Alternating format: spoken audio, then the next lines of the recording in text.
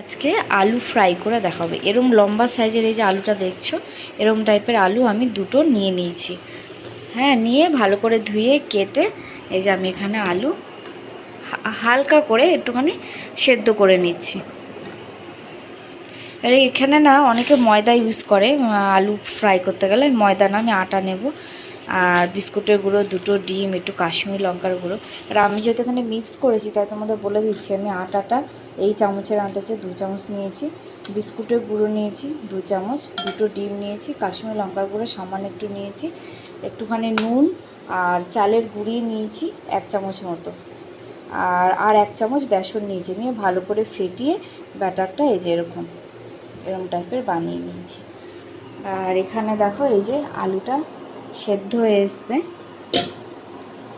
এটা 70% মতো সেদ্ধ হবে এই যে আলুটা, যাতে এরকম করে ছুরি দিলেই ভেতর ঢুকে যাচ্ছে, তার মানে আলুটা 70% মতো সেদ্ধ হয়ে গেছে। এর থেকে আর বেশি সেদ্ধ করব না।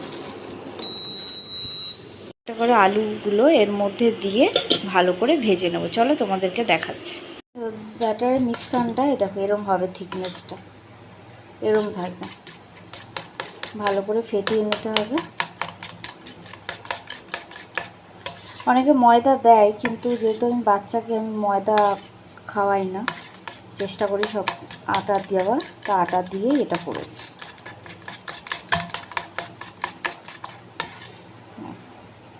খুব ভালো করে ফেটিয়ে নিয়েছি।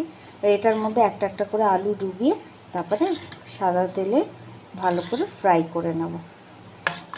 তারপর টমেটো সসের সাথে খেতে দেবো। একটা মজাদার আলু ফ্রাই খাবার হয়ে যাবে, স্ন্যাক্স হয়ে যাবে। চলো এবারটা তোমাদের তৈরি করে দেখাই। আলুগুলোকে এরকমভাবে কেটে নিয়েছি আমি এইভাবে, আর সেদ্ধ করা আছে, যাতে ভাজলে মানে যখন ওই ডুবো তেলে ভাজবে তখন তাড়াতাড়ি হয়ে যাবে।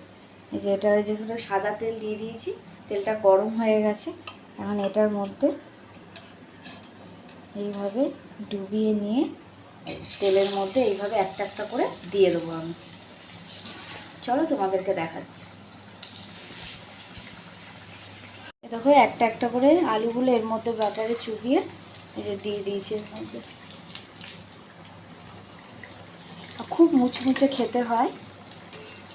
তোমরা এইভাবে যদি বাড়িতে বানাও অতিথি আসলে, সাথে একটু টক দই, একটু টমেটো সস দিয়ে সার্ভ যদি প্লেটটাতে যদি সাজিয়ে দাও।